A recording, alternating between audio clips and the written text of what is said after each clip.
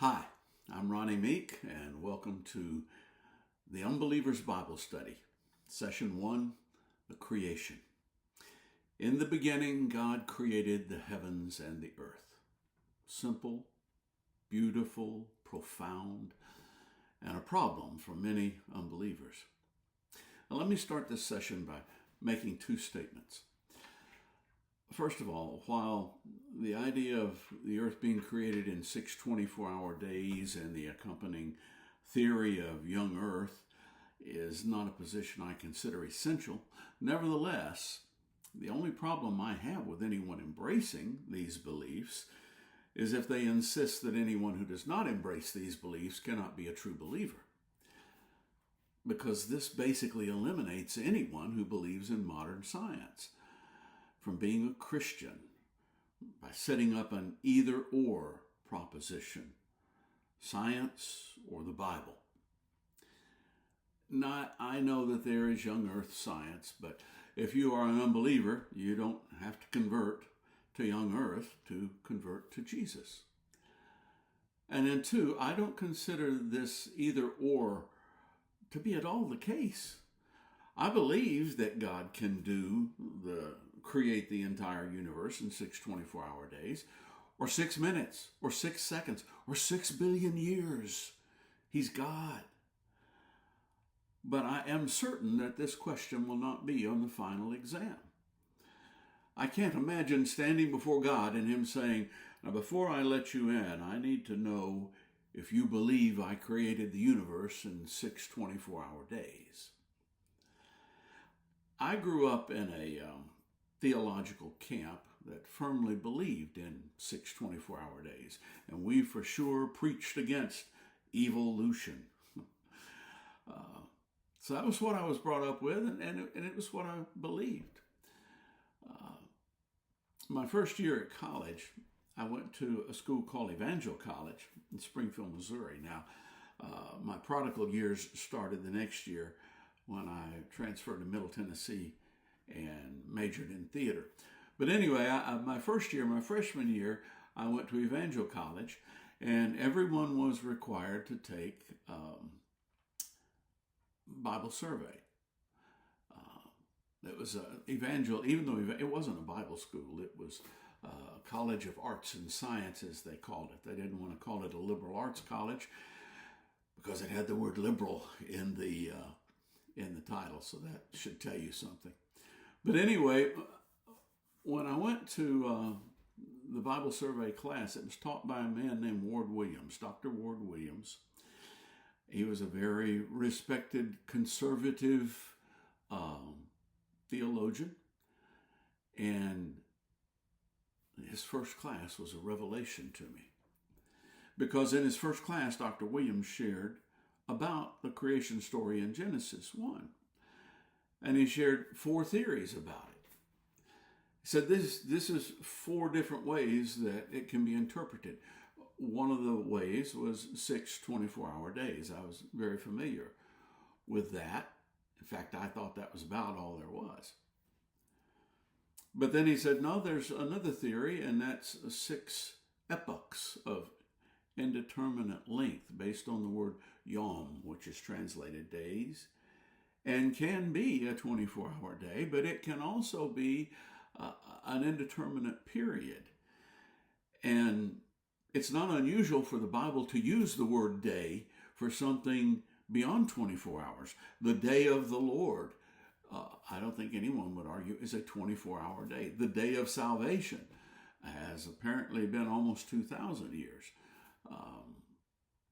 So anyway, that was the second 6 epochs of indeterminate length. And then the third theory that he shared with us was creation, destruction, recreation. Wait a minute, what? In the beginning, God created the heavens and the earth. Now the earth was formless and empty. Darkness was over the surface of the deep, and the Spirit of God was hovering over the waters. In the beginning, God created the heavens and earth, period. Then something happened, and now it was formless and empty, and then goes on to account what the recreation was. It's kind of weird. But there are definitely people who believe that, and it also could account for the age of the planet. And the fourth one that he shared was 6 days of revelation. On the first day, it was revealed to Moses that God said, "Let there be light," and there was light. And then on the second day, he said, "Let's separate the waters from the waters, create the sky." And Dr. Williams didn't seem to care which theory we chose, and he gave no indication concerning which one he favored. He did mention that the 6 days of revelation theory was a little too slick for him, for his taste. So what did this do for me, or do to me? Did this leave me thinking that what I had been taught was wrong? No, not necessarily. But rather it left me thinking that it was wrong to think that what I had been taught was the only way of interpreting the Genesis story of creation. That was quite a few years ago, and here I am now in my mid-70s, and I don't strongly hold to any of these theories. I prefer the idea of 6 epochs, and regardless of which theory one chooses, though, it has been clear to me, for a number of years now, that the actual creation story is most certainly presented as a poem. Now, poetry is not defined by rhyme. We tend to think of rhyme a minute, rhyme a line, rhyme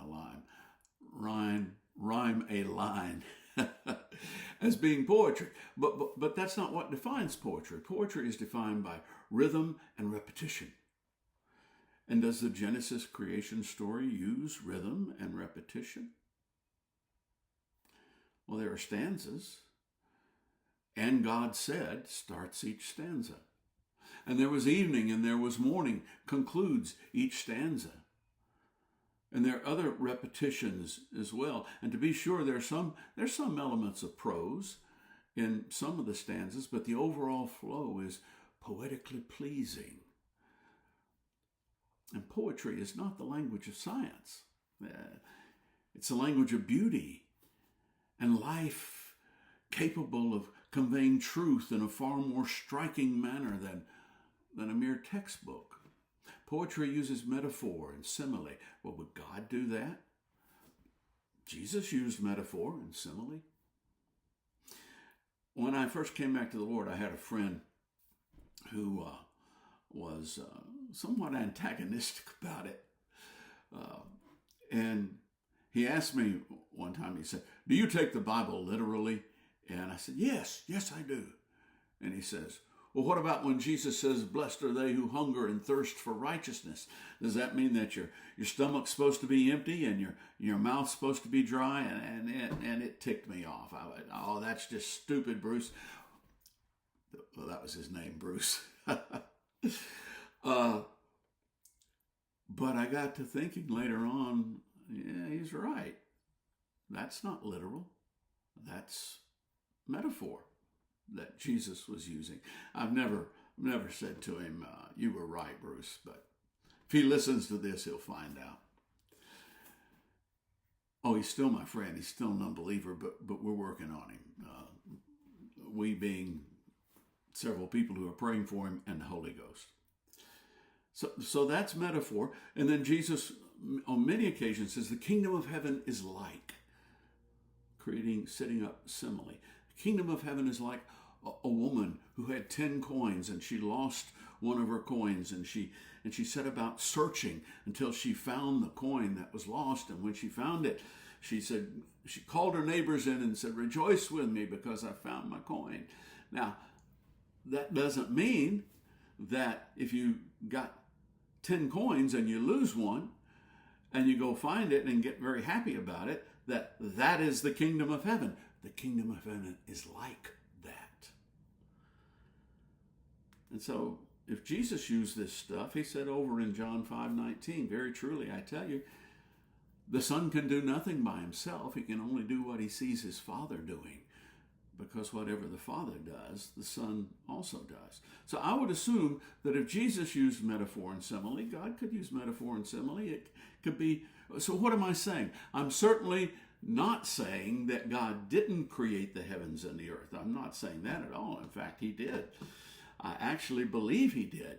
What I am saying is that I don't believe that modern science has to be viewed as the enemy of the Genesis creation poem. In fact, consider this.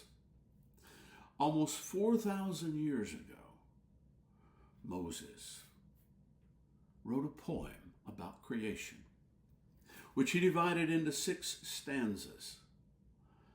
And the first stanza, creation begins with light. First thing, a big bang? I don't know, maybe. What would it mean for light to appear for the first time in the middle of nothing? Day 1. And then once the process of creation begins, the perspective shifts to an observer on earth. And as things calm down in this cosmic soup that has been created, the waters divide. Not side to side, but up and down, creating an atmosphere in between. Day 2.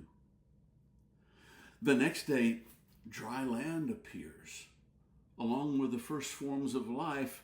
And what are these first forms of life? Plant life. Day 3. And in day 4, the dense cloud cover thins so that the stars and the planets, the sun and the moon become visible. Day 4. Next, animal life appears, and it starts in the sea, followed by the birds of the sky. Day 5. Finally, land creatures appear. And last of all, mankind appears. Day 6. He seemed to know what he was doing. Seemed to have some information. Let's not get hung up on the poetic language and let it overshadow the fact that 4,000 years ago, the Genesis account essentially mirrors the same order of creation that today's science endorses. Does this prove the Bible is true? Well, it doesn't hurt, but no, not necessarily. But it does mean that just because you believe in modern science and modern science's ideas about creation doesn't mean you can't also believe the Bible. It isn't either or. Thank you for listening to this. Next time we're going to talk about Adam and Eve. Okay, and I thought creation was a problem. We'll see you then.